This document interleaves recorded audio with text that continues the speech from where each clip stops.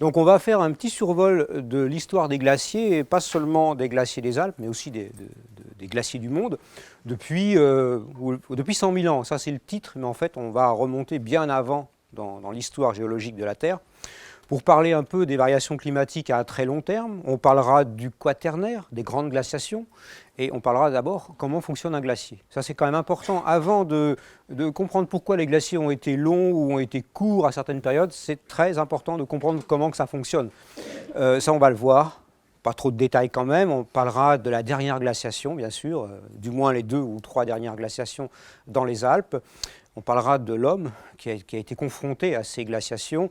Et puis, on parlera également des temps post-glaciaires. Alors, il faut savoir qu'on vit dans les temps post-glaciaires depuis 11 000 ans. Depuis 11 000 ans, on a quitté la dernière période glaciaire. Et nous sommes dans l'Holocène, pour les spécialistes, qui va durer encore un certain temps.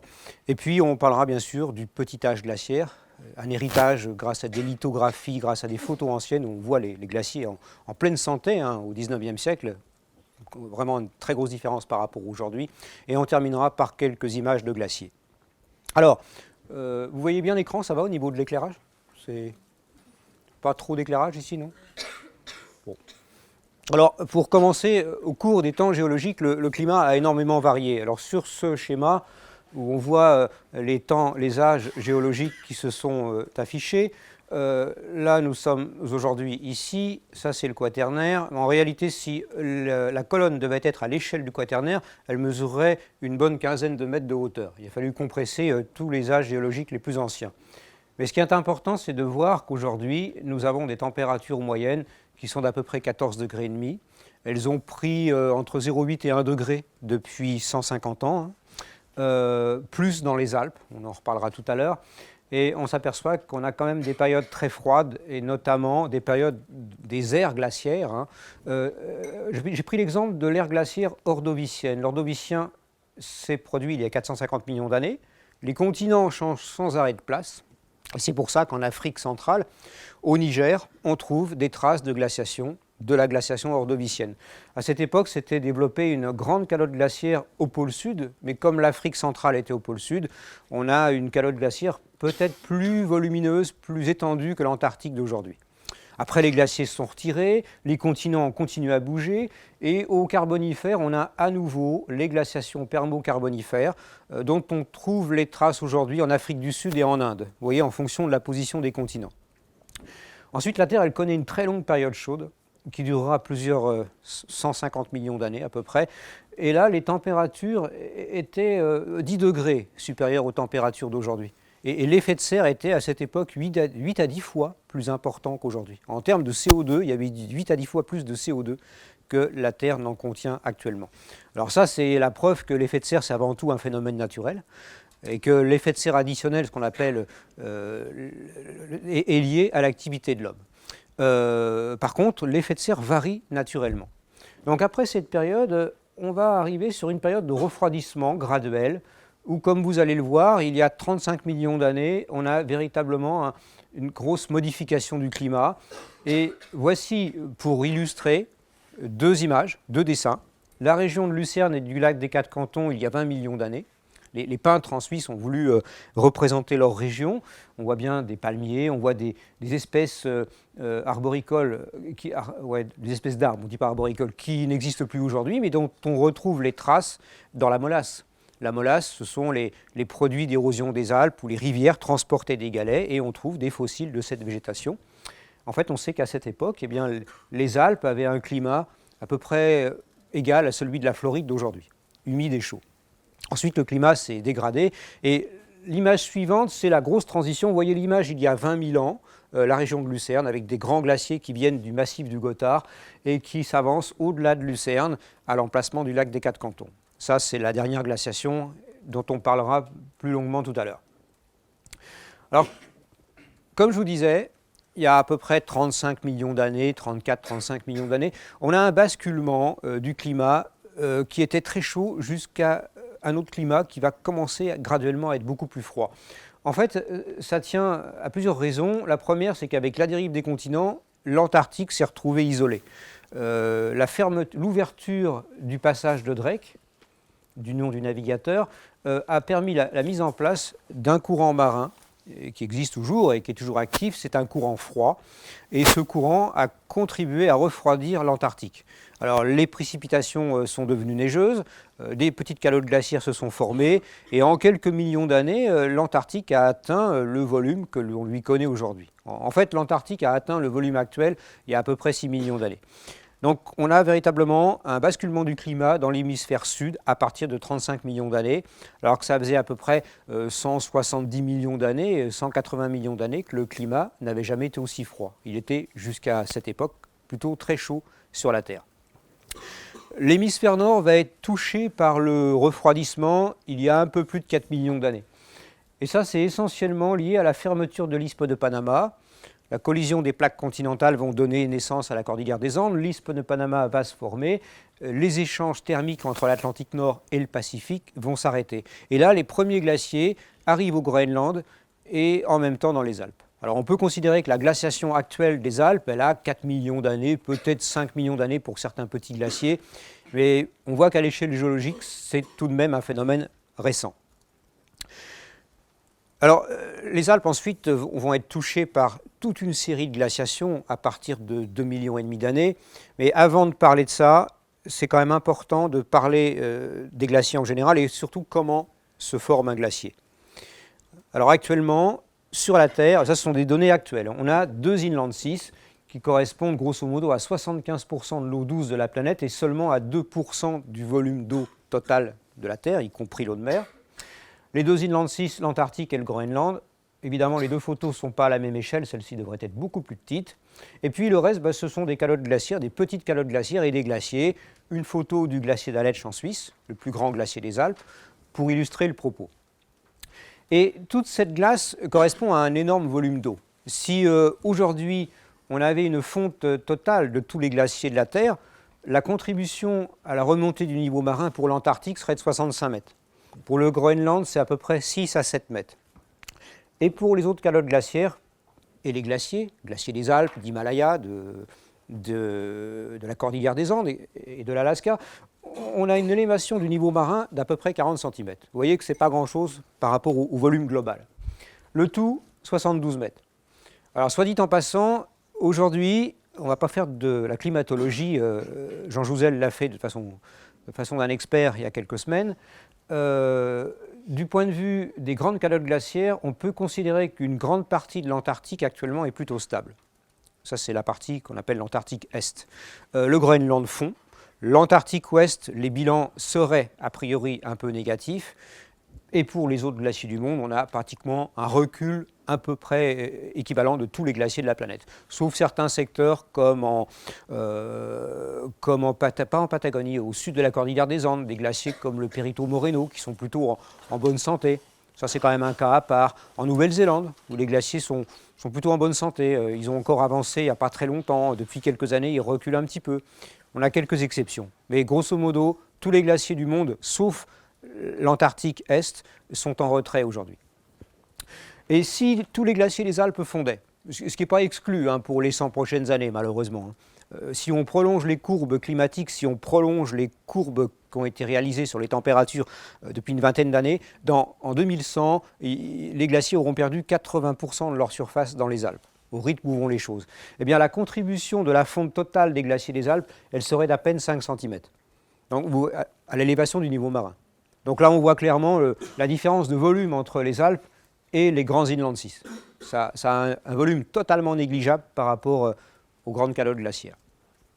Donc voilà la couverture actuelle glaciaire de la planète. Mais avant de comprendre pourquoi les glaciers vont et viennent, pourquoi on a des fluctuations qui sont toujours liées au climat, comment fonctionne un glacier? Sur la Terre et dans les Alpes, alors là je prends l'exemple des Alpes, sur la Terre on a deux types de glaciers en règle générale, qui sont liés bien sûr au climat. Ce sont des glaciers tempérés et des glaciers froids. Alors un glacier tempéré, 80% des glaciers des Alpes sont des glaciers tempérés. Alors voilà un exemple, la mer de glace.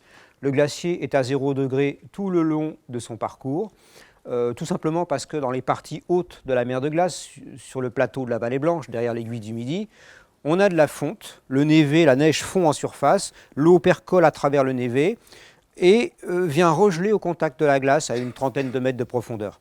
Donc le regel se fait sur une glace qui est à 0 degré. L'eau ne regèle pas en dessous de 0 degré, ça stabilise la glace à 0 degré. Donc on a un glacier qui tout le long aura des températures à 0 degré, hiver comme été. Et la caractéristique aussi du glacier tempéré, c'est d'avoir de l'eau de fusion à la surface qui transite sur les rives et qui va aller sous le glacier. Donc le glacier tempéré va plus vite, glisse plus vite par définition. Alors qu'un glacier froid, comme au sommet du Mont Blanc, là où les températures de la glace sont à moins 16 degrés, hein, on a des glaciers froids en règle générale au-dessus de 4000 mètres en moyenne dans les Alpes. Au dôme du Goutet, par exemple, à 4300 mètres, il y a des forages qui ont été réalisés. La température de la glace est de moins 11, moins 12 degrés à 80 mètres de profondeur. Alors un glacier froid, c'est un glacier qui ne fond jamais en surface, la neige ne fond pas, on n'a pas d'eau qui traverse le manteau neigeux. C'est l'accumulation des neiges de l'hiver qui tombe à des températures bien inférieures à 0 degré, et les cristaux de neige se déstructurent, se tassent, et à 60 mètres de profondeur, on a de la glace, à 50-60 mètres de profondeur. Et cette glace, eh bien, elle va enregistrer les températures moyennes du site où le glacier s'est formé, où les chutes de neige sont tombées. En l'occurrence, à moins 16, moins 17 degrés, au sommet du Mont Blanc.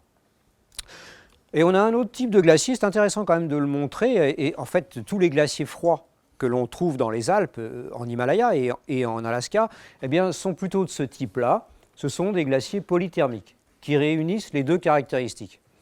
Là vous avez le Mont Blanc. Alors tout ce qui est bleu, hein, ce n'est pas un phénomène naturel, hein, c'est phénomène Photoshop, hein, tout simplement. Hein. Parce qu'on ne l'a jamais vu, heureusement d'ailleurs, ce serait assez inquiétant, la neige, la glace bleue. Au sommet du Mont Blanc, à 4807, on est à moins 16 degrés. Au dôme du Goutet, on est à moins 11. Et on voit bien que la glace froide descend très basse. Elle descend jusqu'à 3500 mètres dans ce secteur du dôme du Goutet. Et le glacier des Bossons, on va le qualifier de glacier polythermique.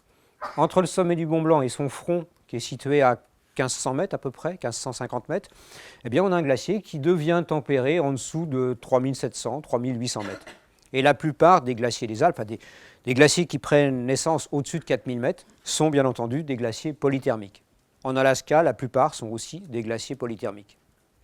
Au Groenland, c'est pareil. Alors qu'en Antarctique, on a plutôt des glaciers froids jusqu'à la côte. Voilà pour les types de glaciers.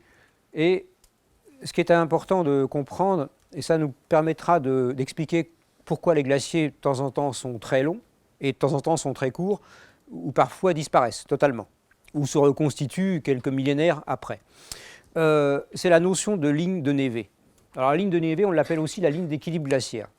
Et cette ligne de névé, pour faire simple, c'est la limite inférieure des neiges éternelles. Tout ce qui est au-dessus de cette ligne rouge, le glacier est couvert de neige toute l'année, c'est la zone d'accumulation de neige, et en dessous de la ligne en pointillé rouge, c'est la zone de fonte, ce qu'on appelle la zone d'ablation. Et vous vous imaginez bien que cette ligne, cette position, elle va varier en fonction du climat. Si les étés sont chauds, comme en 2003, comme en 2009, cette ligne de névé, elle va remonter, parce que le névé va disparaître à la surface du glacier, en amont. Le névé va disparaître presque en totalité sur ce glacier, comme c'était le cas en 2003. Et dans ces cas-là, la zone d'ablation se retrouve beaucoup plus vaste. Et auquel cas, la glace est soumise à la fusion pendant l'été, et le glacier se régénère beaucoup moins en cas de remontée des températures, parce qu'on a une petite surface qui va être couverte de neige, et c'est cette couverture de neige, si elle est conservée pendant plusieurs années, qui va permettre à la glace de se former à 25-30 mètres de profondeur. Si on prend un exemple actuel, les glaciers des Pyrénées, pendant une quinzaine d'années, ont eu des bilans négatifs, c'est-à-dire que la neige fondait jusqu'à la partie supérieure du glacier, jusqu'ici, si on veut. Il n'y avait plus de neige de l'hiver à la surface des glaciers. Donc dans ces conditions-là, les bilans, accumulation et fonte, étaient négatifs, totalement négatifs. Depuis 2 ans, 3 ans même, on a des bilans positifs sur les glaciers des Pyrénées. C'est peut-être un miracle, mais bon, si ça dure, tant mieux. Apparemment, on n'est pas parti pour. Mais ça, c'est très très important, cette notion de ligne d'équilibre. Si on prend un exemple comme la mer de glace, qu'on a déjà vu tout à l'heure, la ligne de névé ou ligne d'équilibre, elle est située vers 3000-3100 mètres, en moyenne depuis une quinzaine d'années. Elle était 100 mètres plus basse il y a 20 ans. Elle était 200 mètres plus basse, vers 2800 mètres, en 1850. C'est ce qui explique pourquoi le glacier a perdu 2,5 km. Au Groenland, elle est actuellement située vers 1300 mètres d'altitude. En Alaska, elle est vers 1100 mètres. Encore, ça dépend des appareils glaciaires. Et en Antarctique, elle est située au niveau de la mer. Alors, au niveau de la mer, il y a toujours de l'accumulation. Et c'est pour ça que les glaciers se terminent sur l'océan, sous forme de plateformes glaciaires, c'est ce qu'on appelle des shelfs. Mais bon, ce n'est pas le but de parler des glaciers de l'Antarctique aujourd'hui. Donc ça, c'est très important. Dans les Alpes, pendant la dernière glaciation, avec le climat froid, la ligne d'équilibre glaciaire, en moyenne, elle était située vers 1300 mètres, entre 1200 et 1300 mètres. Alors, on prend l'exemple du glacier blanc. Voici, on voit bien sur la photo la zone d'accumulation qui est encore couverte de neige. Ça, c'est à la fin de l'été 2009, un été qui avait été relativement chaud.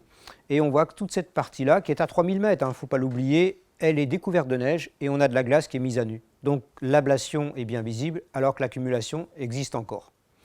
J'ai ajouté sur cette photo un petit schéma pour montrer que la face nord de la barre des Écrins, au-dessus de 3600 mètres, on va la considérer comme un glacier froid.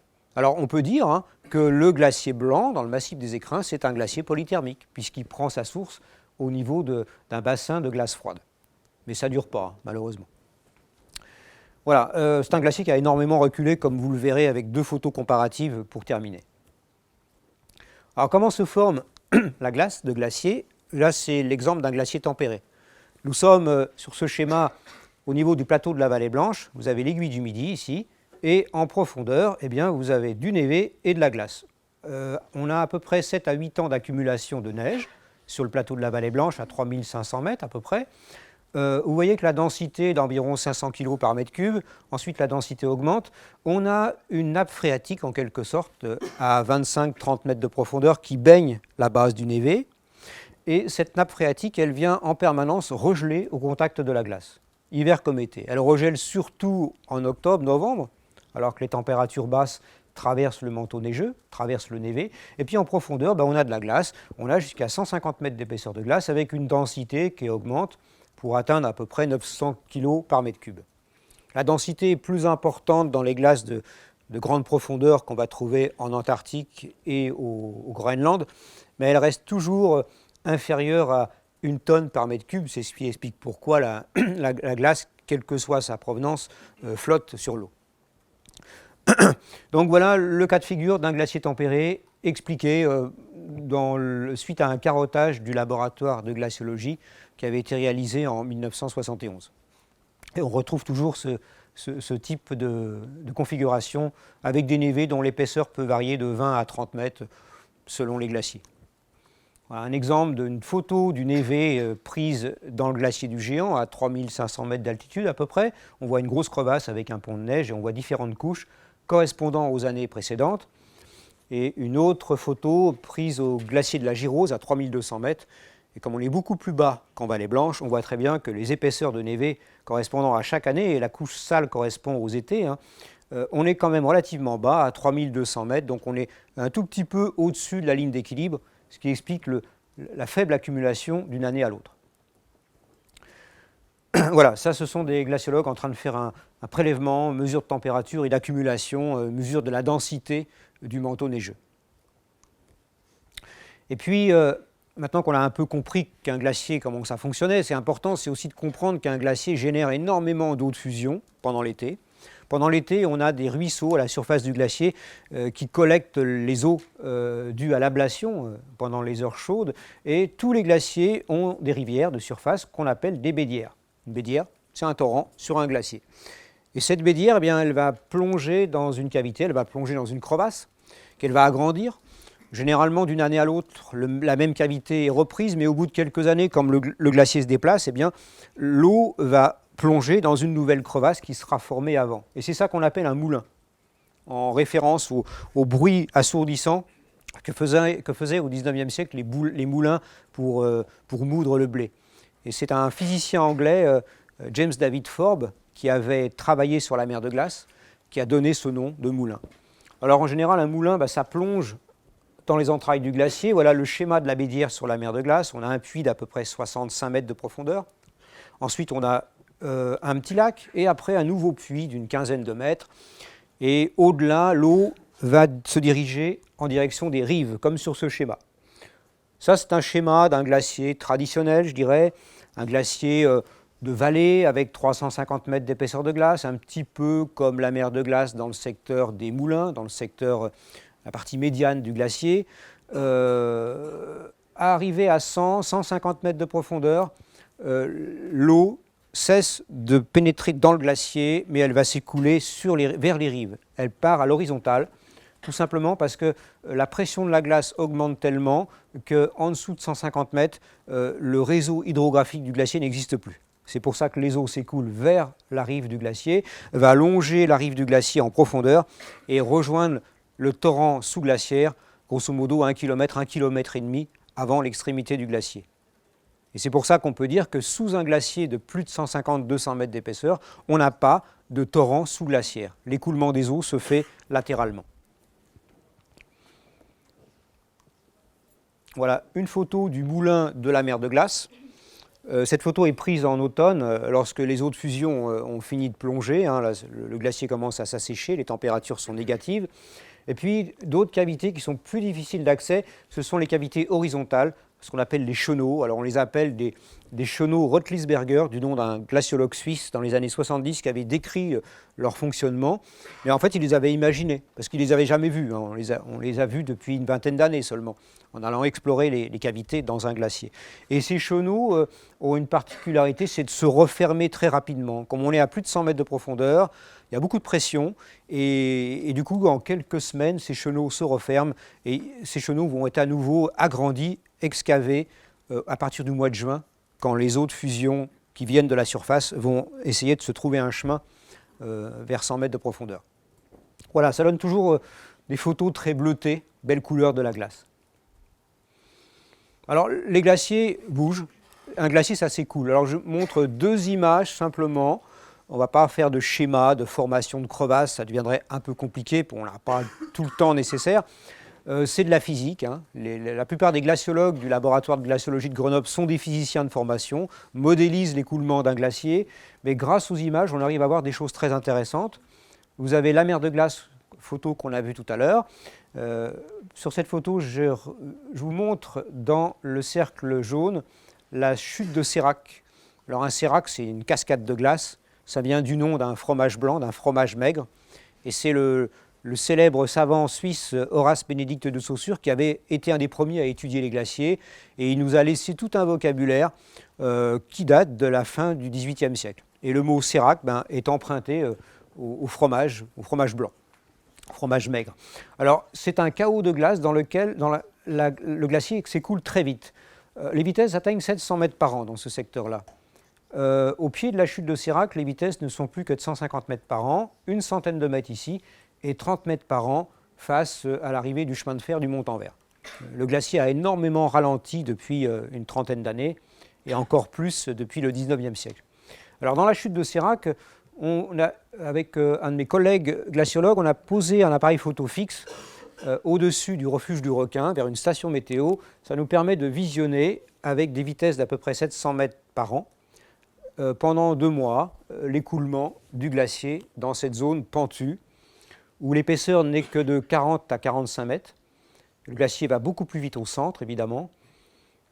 Et là, on voit bien qu'un glacier, c'est quelque chose de vivant. Ça a un mouvement permanent. Et l'intérêt de ces quelques images, c'est de les avoir prises à un endroit où le glacier va très vite. On peut atteindre jusqu'à 2 mètres par jour pendant les jours les plus chauds de l'été. Le glacier s'accélère lorsque vous avez des orages. Lorsqu'on a beaucoup d'eau de fusion qui transite sous le glacier, eh bien, on a une lubrification du lit rocheux et le glacier va plus vite. Avec un orage, le glacier peut accélérer 30 à 40% ses vitesses d'écoulement. Ça, c'est courant.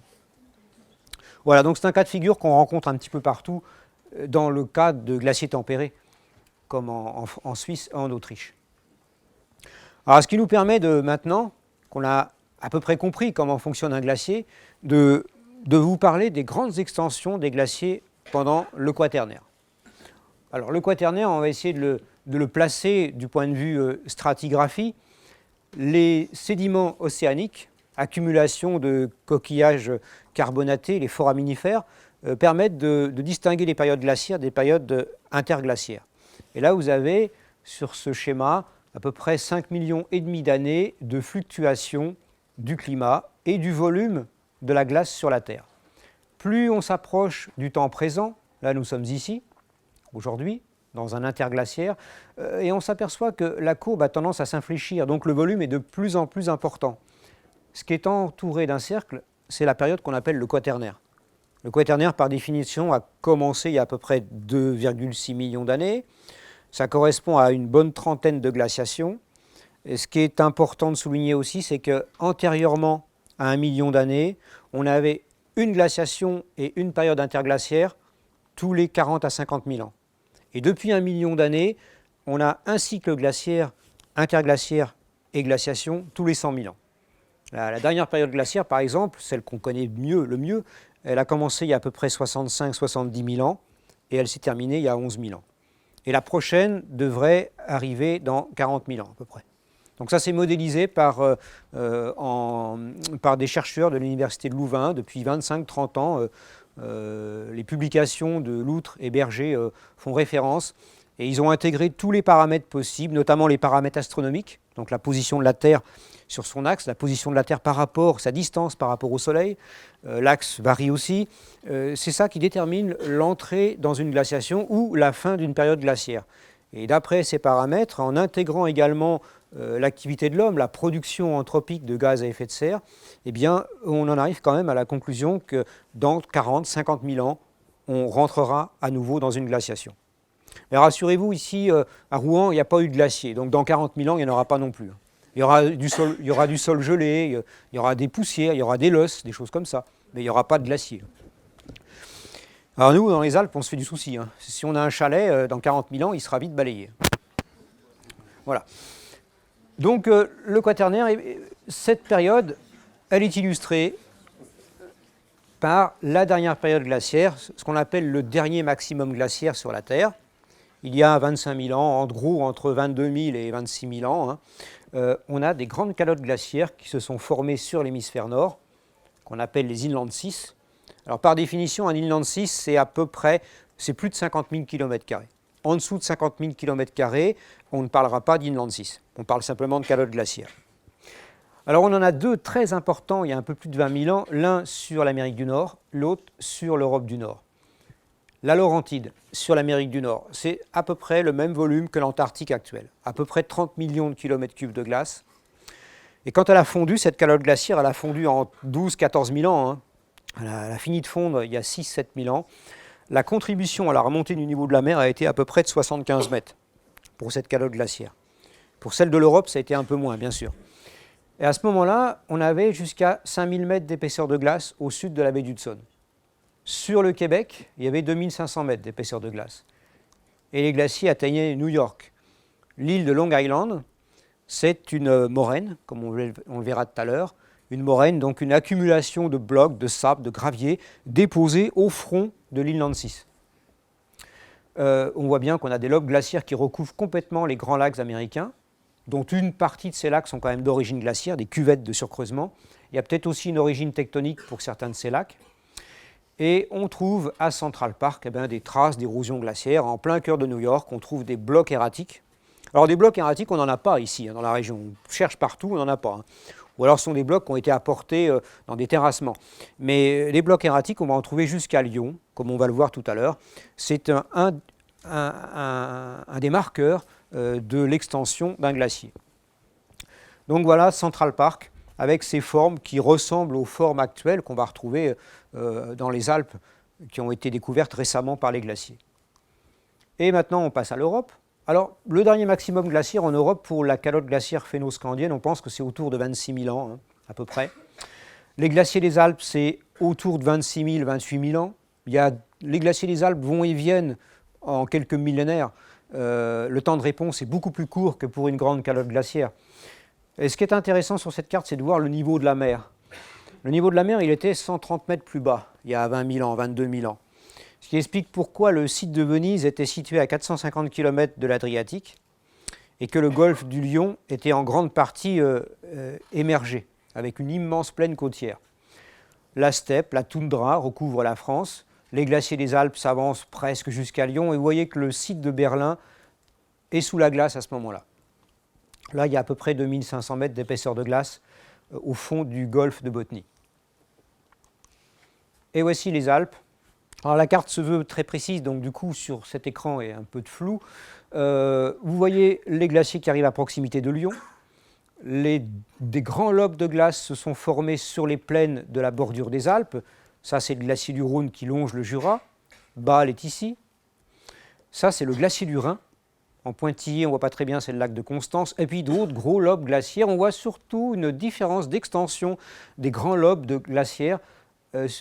La partie nord est très englacée sur les plaines de Bavière, alors qu'à l'ouest et surtout au sud, on n'a pas des extensions aussi importantes. Vous voyez le glacier de la Durance, il est pourtant bien alimenté par le massif des Écrins, mais il ne développe pas de grands lobes comme sur la région de Munich ou de Salzbourg.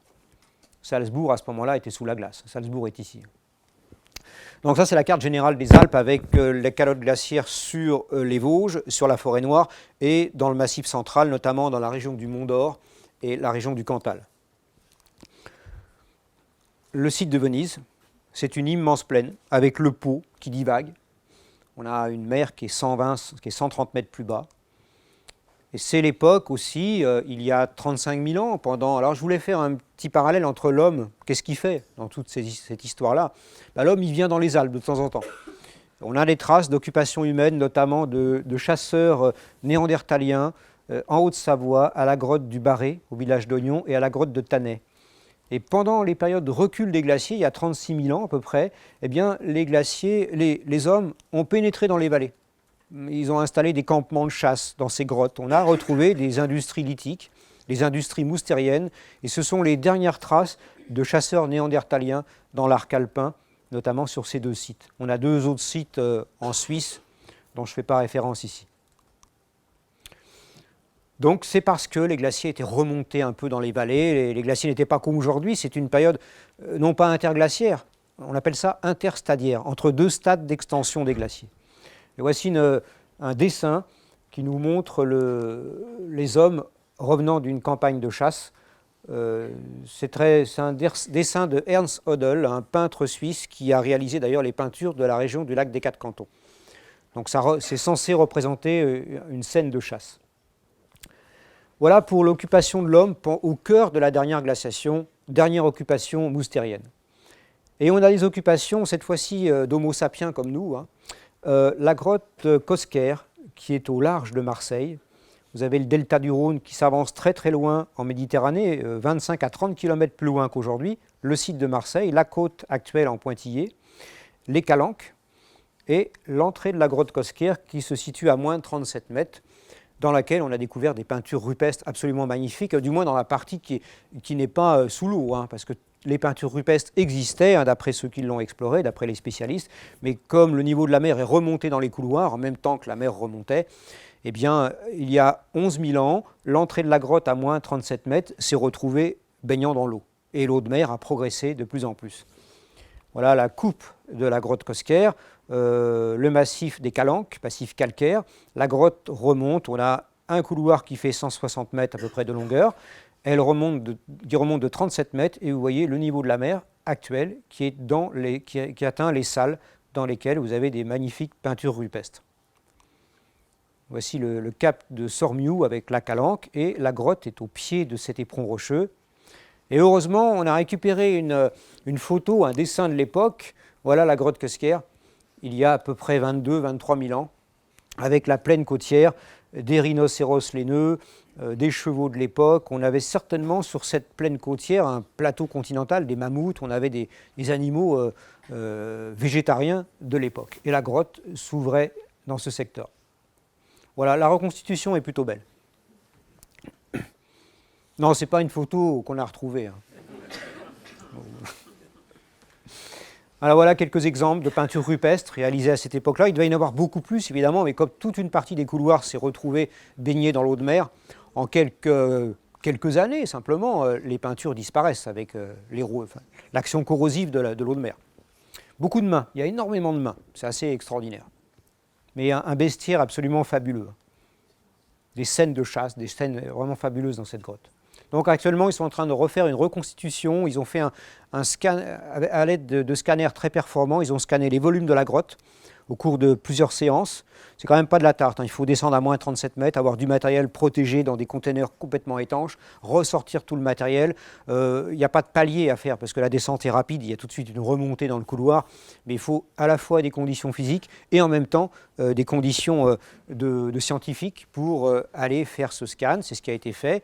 Et à Marseille, ils reconstruisent une grotte Cosquer artificielle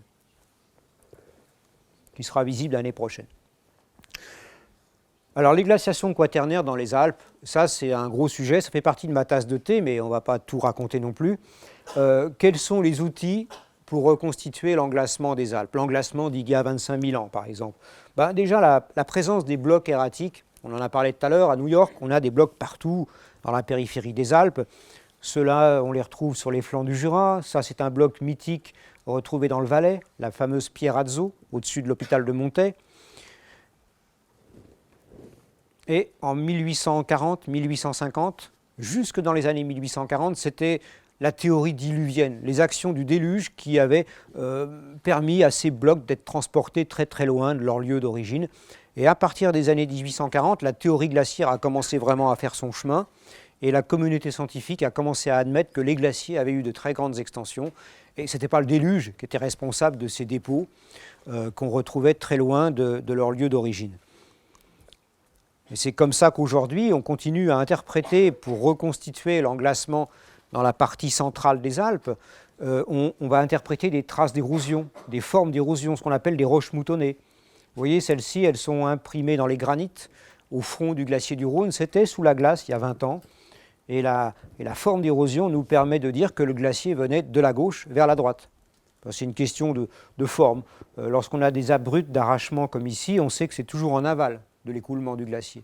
Bon, il y a beaucoup d'indices qui nous donnent, que l'on a pour interpréter ces traces. Alors ça, ce sont les formes d'érosion qui vont nous permettre de reconstituer l'épaisseur du glacier. Et puis on a aussi des formes de dépôts. Alors les dépôts, c'est ce que le glacier a transporté et a entraîné et a déposé lors de ses extensions passées. Des moraines. Voilà l'exemple des moraines latérales du glacier de Cerva en Suisse, dans le massif de la Bernina. C'est un très très bel endroit. Vous avez le Piz Bernina qui est ici. Non, il est là, pardon. Et on a encore des beaux glaciers dans cette région. Alors maintenant qu'on a pu reconstituer, grâce aux moraines, grâce aux blocs erratiques, on peut vous montrer sur cette carte la plus grande extension des glaciers des Alpes sur la région lyonnaise. Il y a 450 000 ans. On a 3-4 épisodes glaciaires très importants, en gros un tous les 100 000 ans. Ce sont les plus grandes glaciations où les glaciers sont venus barrer la Saône au nord de Lyon. Le glacier est venu recouvrir la colline de Fourvière et est venu en contact avec le massif du Mont d'Or au nord de Lyon. Et on a un très grand lac qui s'est mis en place sur la plaine de la Saône. Ce lac s'étendait pratiquement jusqu'à Lons-Saunier et jusqu'à Dijon, presque jusqu'à Dijon. Et on a aussi des témoignages, pas des gens, hein, personne ne s'en rappelle, des témoignages géomorphologiques de cette période. Par exemple, la pierre de Rancé. La pierre de Rancé, c'est un bloc de granit du Mont Blanc qui a parcouru à peu près 250 km de distance. La pierre de Rancé, elle est passée à l'emplacement du lac Léman, vous avez Lausanne, Genève, pour se retrouver au fond de la Dombe, au milieu d'un champ de maïs. Et ce bloc, on l'a daté, on a du 175 000 ans dessus, avec beaucoup d'incertitudes. Il y a des méthodes de datation qui existent actuellement, mais avec des incertitudes très importantes, donc on ne l'a pas publié.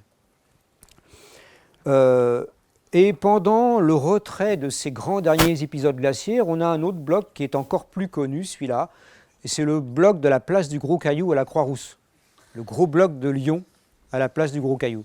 Ça, c'est l'avant-dernière glaciation, il y a à peu près 165 000 ans. Les glaciers se retirent. On a le dernier interglaciaire qui va précéder la dernière glaciation. Et la dernière glaciation, eh bien, elle a une extension qui approche Lyon à peu près à 15-20 km. L'aéroport Saint-Exupéry, ça correspond au front des glaciers qu'on appellera les glaciers du Wurm. Wurm, le nom de cette glaciation, auparavant, la carte d'avant, c'était le Risse. ce sont des rivières de Bavière qui ont donné les noms aux glaciations. Les chercheurs, les géographes allemands Penck et Bruckner, au début du XXe siècle, avaient donné le nom de rivière de Bavière à la succession de plusieurs glaciations. Ils en avaient trouvé 4. Après, 2 autres se sont ajoutés. Et puis ensuite, dans les années 50, c'est carrément 25, 30 glaciations. Donc aujourd'hui, on utilise pratiquement plus ce terme de Wurm ou de Riss. Riss pour l'avant-dernière glaciation. Voilà, donc 2 épisodes, l'un vers 50-60 000 et l'autre entre 28 et 25 000 ans.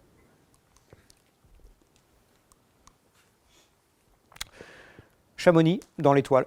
C'est intéressant de situer Chamonix dans la partie centrale des Alpes avec le Mont Blanc et toujours le lac Léman en pointillé. On voit très bien que les glaciers recouvrent d'une calotte glaciaire complètement autonome le massif du Jura. Et quelques images de synthèse pour vous montrer le bassin de la mer de glace vu des aiguilles rouges aujourd'hui, avec la vallée de Chamonix en profondeur. Là, on est à peu près à 3000 mètres pratiquement d'altitude.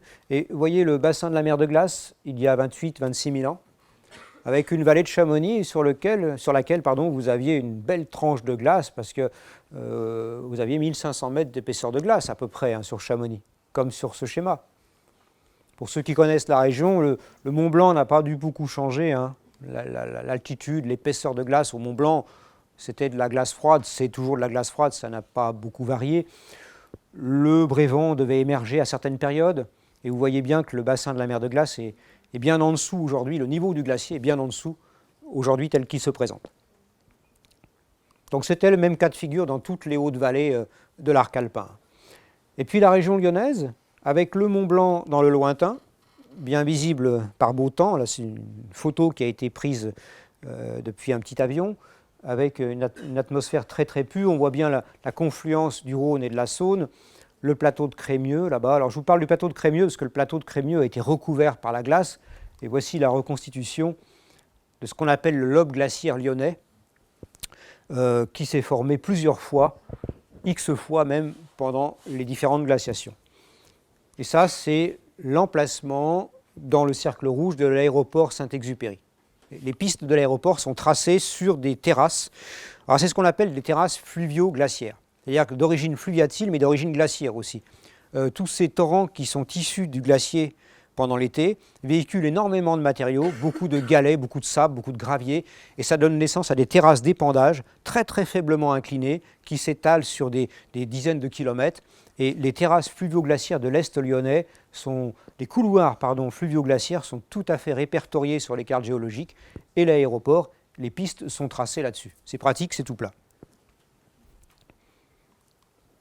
Alors, soit dit en passant, les terrasses fluvio-glaciaires sont utilisées par le génie civil. Il y a énormément de gravières, et il faut savoir que sur certaines gravières, vous avez des voies ferrées qui transportent par wagon de 70-80 tonnes des graviers pour la Hollande, pour le nord de l'Europe, même en Angleterre, pour tracer des routes, des autoroutes. Donc les galets des Alpes, la glaciation des Alpes est exportée un peu partout en Europe via tous ces graviers, tous ces granulats. Alors on a vu une photo de synthèse du lobe glaciaire lyonnais. Je vous le dis quand même que c'était une photo de synthèse, ce n'était pas une photo prise à l'époque.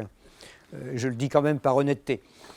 Et ça par contre c'est une photo prise il y a quelques années depuis un avion de ligne. C'est le lobe glaciaire du glacier de Malaspina en Alaska, qui se termine en bordure du golfe d'Alaska. On voit l'océan Pacifique ici. La chaîne des monts Saint-Élias, le glacier Seward qui débouche sur la plaine. Et c'est ce qu'on appelle un lobe de Piémont. C'est un glacier qui fonctionne de la même façon que les glaciers ont fonctionné dans les Alpes, que les lobes de Piémont ont fonctionné il y a 25-30 000 ans. Voilà, c'est intéressant d'étudier des glaciers analogues pour comprendre comment ça se passait dans les Alpes il y a un peu plus de 20 000 ans.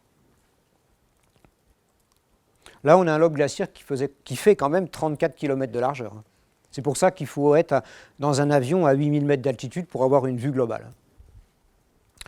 Et maintenant qu'on a parlé des glaciations, la dernière période glaciaire s'est terminée il y a 11 000 ans à peu près. Un dernier coup de froid il y a 12 000 ans a fait réavancer les langues glaciaires dans les vallées. Et on peut dire qu'il y a 11 000 ans, les glaciers avaient la taille qu'ils ont aujourd'hui, avec des petites variations au cours des centaines d'années qui ont suivi cette dernière avancée. Là, sur ce schéma, vous avez une courbe qui représente les avancées et les reculs. Alors ça, c'est les périodes d'extension des deux plus grands glaciers des Alpes, le glacier d'Aletsch en Suisse et le glacier du Gorner. Et si on regarde ce schéma, on s'aperçoit qu'on a des périodes de retrait très importantes, notamment à l'époque romaine. La période romaine correspond à un optimum climatique, l'âge du bronze également. Puis avant, vous avez une période d'extension plus réduite, mais peut-être comme aujourd'hui, on ne sait pas trop, c'est la période du Moyen-Âge, qui a précédé le petit âge glaciaire, dans le cercle bleu. Petit âge glaciaire qui a commencé au XIVe siècle et qui s'est terminé dans les années 1850-1860. Alors, ces périodes, on les connaît maintenant. On sait que la végétation est remontée beaucoup plus haute. On sait que certaines langues glaciaires n'existaient pas. On avait de la forêt à la place de ces glaciers. On peut prendre l'exemple de travaux réalisés à la mer de glace, dans le laboratoire Editem, par Melaine-Leroy, qui a prélevé énormément de troncs. On est allé échantillonner ensemble dans les moraines. Vous voyez la moraine, cet conglomérat de blocs de sable, de gravier, de blocs de granit pour la mer de glace. Et on a des troncs, beaucoup de troncs d'arroles. On a des mélèzes aussi. Alors les arroles sont des pins sambro, si vous préférez. On en a échantillonné énormément. Et à la mer de glace, on a des troncs qui atteignent 80 cm de diamètre, 90 pour certains, 350 cernes.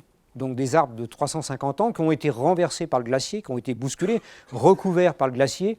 Et c'est comme ça qu'on obtient deux périodes bien distinctes.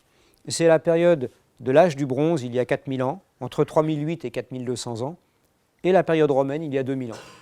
Plus ou moins 200 ans pour les échantillons qui ont été prélevés. Alors ça nous permet de dire qu'à la mer de glace, si on prend cet exemple précis, le glacier avait disparu sous le Montanvert. Ça, c'est l'hôtel du Montanvert. L'arrivée du chemin de fer est ici. Et vous voyez tout de suite la perte d'épaisseur du glacier depuis 1850. 190 mètres de moins. Et on pense réellement que la mer de glace, à l'époque romaine, était plus courte de 1, 2, peut-être 3 km par rapport à sa situation actuelle. On a aussi d'autres troncs d'arbres qui ont été rejetés par des glaciers, au glacier du Mont-Minet en Suisse notamment.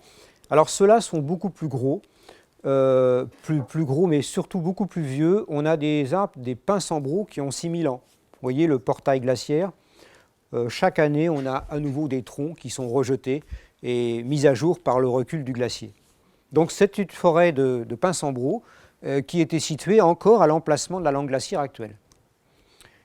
On a d'autres exemples de matières organiques rejetées par des glaciers. Je prends l'exemple de cet été, au glacier de Forno, dans le massif de la Bernina. C'est encore un joli petit glacier qui est au fond d'un cirque, avec, pour ceux qui sont géologues, ce fameux granit de Bergel que l'on retrouve dans le massif de la Bernina. C'est un magnifique granit très récent à l'échelle géologique.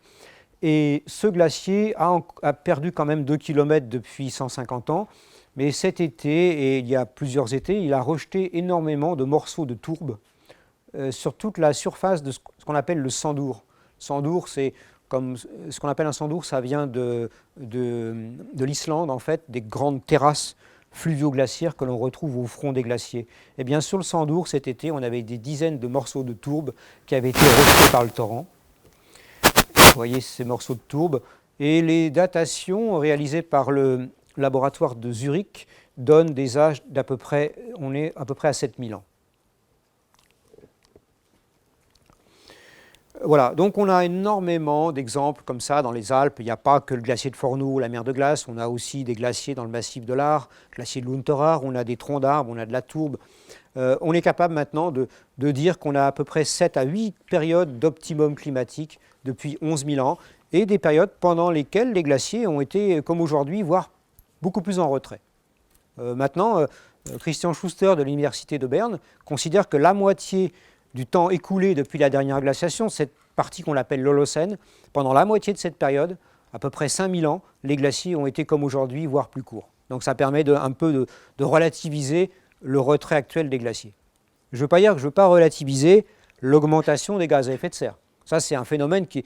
l'accélération de ces 40 dernières années, ce n'est pas naturel. Ça, c'est l'activité de l'homme. Par contre, le recul des glaciers est en grande partie naturel, mais maintenant, il va y avoir de plus en plus de parts liées à l'activité de l'homme. Ça fait absolument aucun doute. C'est aussi une période d'optimum climatique pendant lesquelles les hommes ont profité du retrait des langues glaciaires et des conditions climatiques favorables pour traverser les cols, notamment Ötzi, l'homme du Similo. En Autriche, dans les Alpes de Lotstall, vous avez un homme que vous connaissez tous qui a été découvert. Les datations nous donnent du 4500 ans, 4600, en âge C14. Et c'est une période où les cols étaient fréquentés. Voilà la situation, sur un petit plateau, où il y avait encore un petit résidu de glacier à ce moment-là, il y a encore une vingtaine d'années. Là, il n'y a plus de glace du tout. Et des découvertes comme ça, on risque d'en faire d'autres par la suite. Mais ça, c'est quand même un cas de figure assez exceptionnel. Cet homme qui a pu être conservé, préservé, qui est exposé au musée de Bolzano maintenant.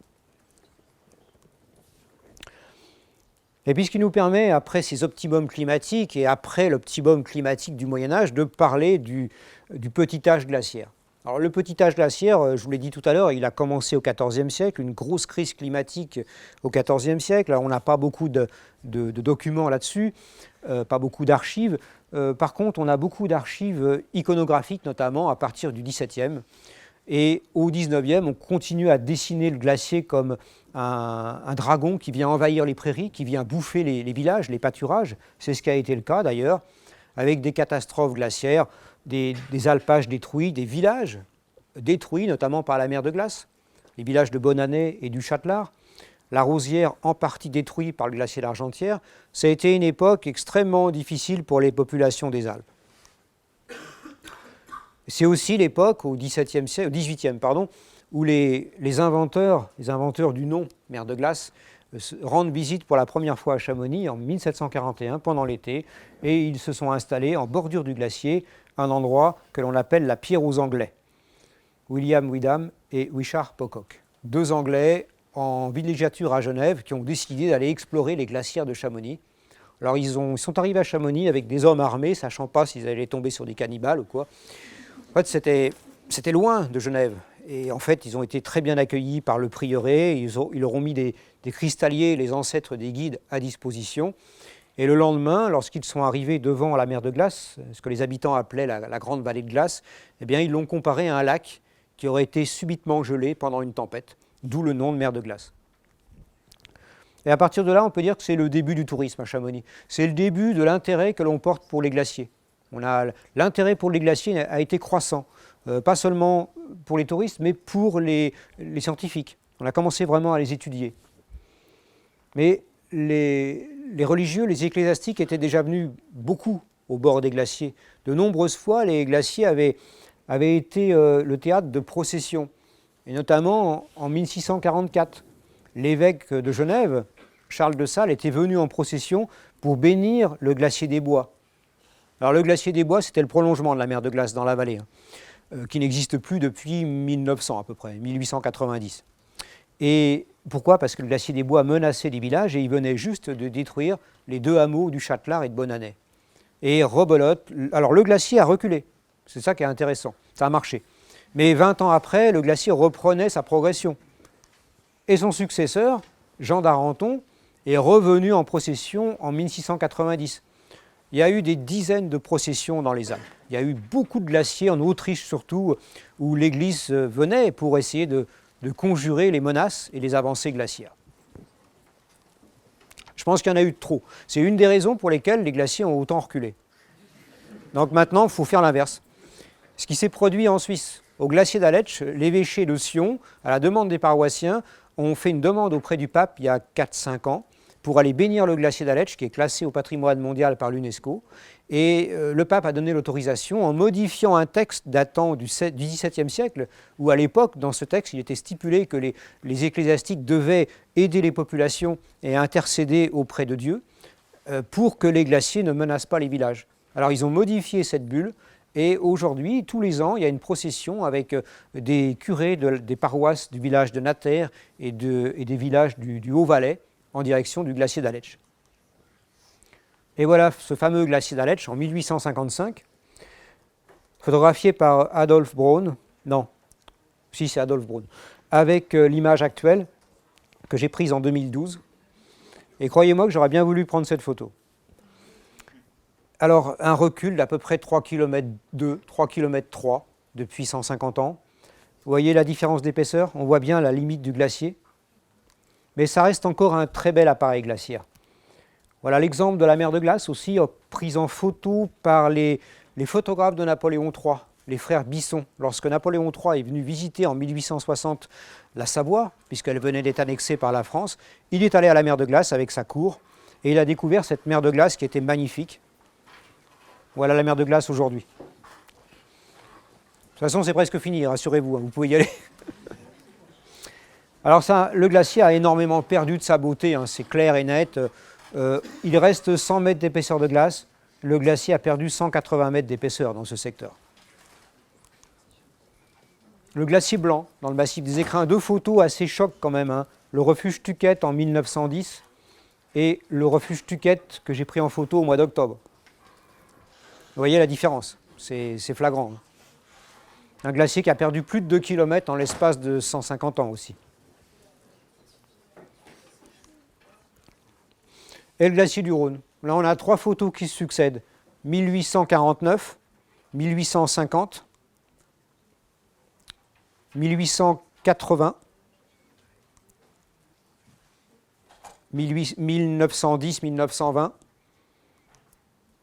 2014. Alors 2014, vous voyez, le glacier en 1920 atteignait encore le fond de la vallée. En 2014, on a toujours les hôtels qui sont là, la voie ferrée est ici. On voit la route du col de la Fourca, mais le glacier n'est plus visible, alors qu'on voyait une petite langue glaciaire apparaître il y a encore 10 ans. Maintenant, il n'y a plus de glacier. Il est complètement déprimé derrière ce seuil rocheux, ce qu'on appelle un verrou. Il y a un verrou rocheux, et derrière le verrou rocheux, vous avez un lac. La dernière photo, c'est le lac dans lequel arrive le glacier du Rhône. Alors, quelques photos pour terminer de glaciers actuels, puisqu'il reste quand même des beaux glaciers dans les Alpes. On parle de recul, mais il y a encore des beaux appareils glaciaires. Seulement maintenant, il faut monter de plus en plus haut pour aller les voir. Et dans 2100, ceux qui seront là, qui iront voir les glaciers en 2100, je ne sais pas s'il y en aura, mais il faudra monter très très haut pour voir des beaux glaciers. Voilà le glacier blanc avec la barre des Écrins, le plateau supérieur, ça cette photo date du mois d'octobre. Le glacier d'Aletsch, le plus grand glacier des Alpes avec ses 22 km. Là, on reconnaît bien ces fameuses moraines médianes, qu'on peut appeler aussi moraines centrales. Elles se forment à la confluence des appareils glaciaires. Voilà un petit survol aérien du glacier d'Aletsch, avec la grande place immense, très large, qu'on appelle Concordia, place de la Concorde, qu'on verra mieux ici. Et vous voyez que les moraines, elles se forment à la confluence, c'est l'entraînement de matériaux au niveau de la cloison entre les deux appareils glaciaires. Et c'est pour ça que ces moraines médianes continuent jusqu'à l'extrémité du glacier. C'est uniquement de quelques centimètres d'épaisseur de gravier, de sable, quelques blocs. Ce n'est pas du tout épais. Ces moraines médianes font 20 à 25 mètres de largeur. Là, vous avez 4 km de large sur ce glacier. Et ici, 2 km 2 km 3 de largeur dans cette zone. Et à Concordia, aujourd'hui, on a encore 900 mètres d'épaisseur de glace. Donc ça reste encore un très très beau volume dans les glaciers alpins aujourd'hui. C'est le plus gros volume de glaciers alpins actuellement. C'est la consommation totale de la Suisse en eau potable, en eau courante, pendant 20 ans. Ça correspond à ça. Et le glacier du Rhône, pour terminer, avec son lac au front du glacier, ce qu'on appellera un lac proglaciaire. C'est ce que l'on voyait au mois de juin, c'est ce qu'on verra encore pendant quelques années. Malheureusement, si les bilans continuent à être négatifs, si l'accumulation n'est pas supérieure à l'ablation pendant l'été, eh bien, on a un glacier qui va continuer à reculer, mais malheureusement, dans un plan d'eau, les glaciers reculent beaucoup plus vite. Et on a vu des glaciers perdre 500 mètres en l'espace de 4 ans. C'est l'espace du Triefglacier qui est derrière le glacier du Rhône, son homologue mais côté nord, qui a reculé dans une cuvette remplie d'eau. Et là, le recul s'est accéléré en raison de la présence de l'eau. Donc là, on a 45 mètres d'épaisseur d'eau. L'extrémité du glacier relâche quelques icebergs, ça donne un front qui flotte au-dessus de l'eau, et ça, c'est très mauvais pour l'avenir de la langue glaciaire. Voilà, petite conclusion, parce qu'il faut quand même en faire une, mais je ne savais pas trop quoi mettre. En fait, ce qu'on peut dire, c'est que si on considère les temps géologiques, depuis 2 millions d'années, on est vraiment en train de traverser une période froide. Et la succession de glaciations a priori, elle devrait continuer à se poursuivre pendant des dizaines de milliers d'années. Ce qui est important aussi de comprendre, c'est que même si les glaciers reculent, nous, on voit à l'échelle humaine. À l'échelle humaine, on voit à l'échelle d'une génération des glaciers reculer, reculer. Si on avait vécu 1000 ans, ben on pourrait dire « Ah bah tiens, ça revient comme au Moyen-Âge ». Mais on ne l'a pas vu, ça. Donc dans la mémoire collective, on retient seulement ce qu'on voit depuis 15 ou 20 ans. Et on pense que c'est dramatique. Et en fait, ça ne l'est pas. Ce qui est dramatique aujourd'hui, c'est ce que l'homme rejette dans l'atmosphère. C'est l'anthropisation de la planète, c'est la disparition d'écosystèmes. Ça, c'est vraiment dramatique. Là, on est vraiment dans une période charnière. Mais en ce qui concerne l'avancée et le recul des glaciers, ça, c'est pas vraiment dramatique. Ce qui est plus embêtant, c'est qu'on est vraiment dans une charnière correspondant à un changement environnemental très, très important aujourd'hui. Il faut vraiment se réveiller et faire quelque chose. Ça, je ne l'ai pas écrit, mais ça reste entre nous. Le problème majeur de la planète, c'est quand même la démographie. Les pays émergents, la démographie, le besoin sans cesse croissant d'énergie, ça c'est catastrophique. Là, il y a vraiment un très très gros problème. Si on veut que tous les habitants de la planète vivent comme en France ou comme en Suisse, il faut être 1 milliard, point final. L'impact de l'homme, il est là, on en a parlé tout à l'heure. Depuis 40 ans, il y a vraiment une augmentation considérable des gaz à effet de serre. On a pris pratiquement 40% de plus en termes de CO2 depuis 45 ans. Et puis bon, pour la prochaine glaciation, dans 30-40 000 ans, ça les modèles le montrent bien. Un peu plus de 40 000 ans, disons 50 000 ans. Voilà, écoutez, je vous remercie de votre attention, je vous remercie d'être venu. Et si vous voulez voir des choses sur les glaciers, n'hésitez pas à aller sur le site glacierclimat.com. Il y a beaucoup de choses, beaucoup de photos, beaucoup de schémas, etc. Merci beaucoup.